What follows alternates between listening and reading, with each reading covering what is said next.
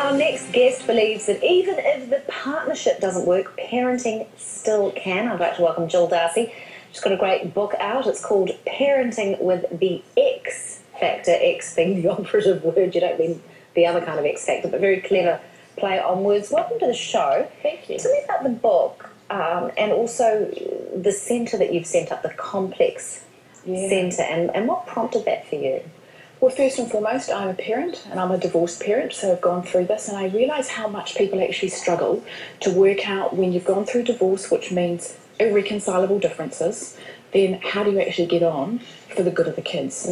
And so taking away how you divorce and whether you have to see them again and all that, just focusing on what do we do to raise great children when the marriage no longer works. So tell me about your foundation and how the book sort of ties in with that. So I started writing the book, been encouraged by so many people, put it down on paper so we can all read it.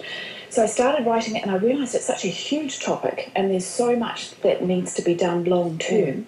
But then we've set up what's called Complex Family Foundation, and that is an online facility where people can get online books, courses, e-books, everything there. All to do with parenting with your ex. Yes. Now, everyone's going to say this to you, so much easier said than done. I know so many people who are divorced or separated, and I'm sorry, but the partner, be it female or male, are just a nightmare. Yes. They will do everything they can to make the other parent's life a misery. Yes. And I know these people have felt the only option is to go to court, and then $40,000 later they get the visitation rights.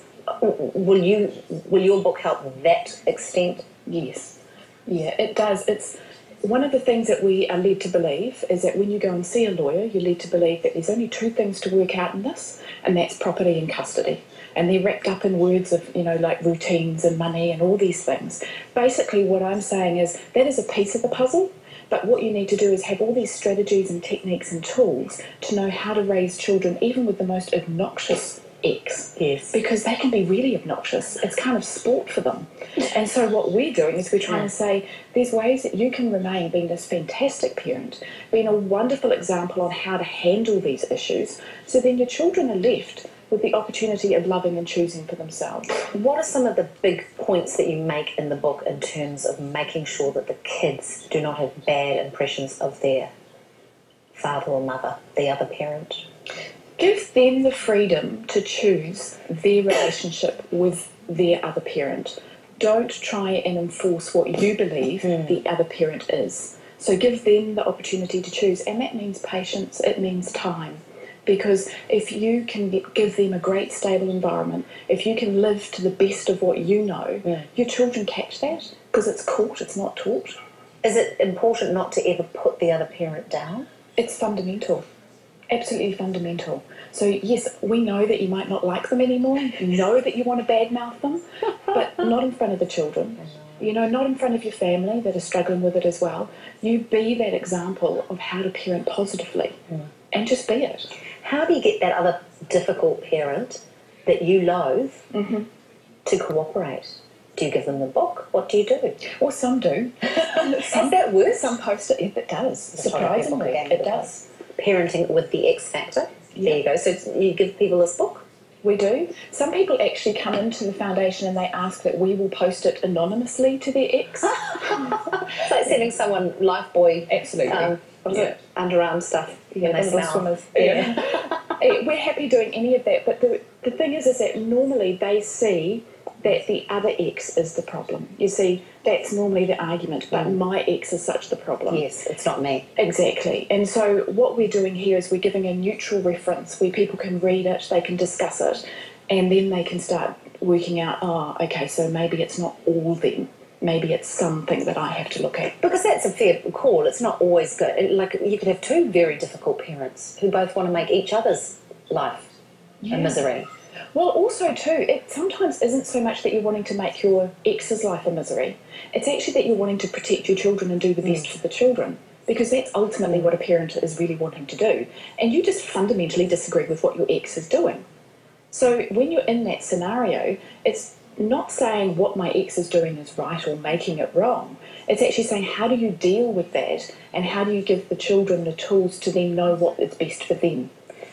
I think a lot of it around also is the way you talk about the breakup with kids, and you've got I suppose some would say it was a euphemism, but it's a way that you describe the broken family as opposed to a broken family, because if a kid's hearing I'm from a broken family, it's very negative, isn't it? Totally, and that's why we came up with the term complex family, because anyone who's been through this knows that it's complicated. Everything's complicated once you've been through divorce with children, and so complex family, it's neutral.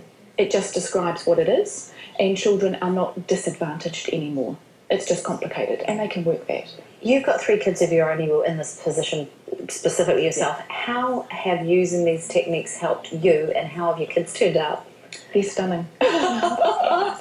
They're brilliant. They're teenagers. I'm coming up 12 years of having been gone through this myself. And so the children, we've tried all sorts of different techniques and routines with the kids, and they are 3 stunning teenagers who love both parents and step-parents. And so your ex was willing to cooperate with your techniques? Some. Yeah, some. He has a natural desire to always want to raise good children as well. And so some things we fundamentally disagree on, and then other things we can agree on. But the agreement between us is that the children matter.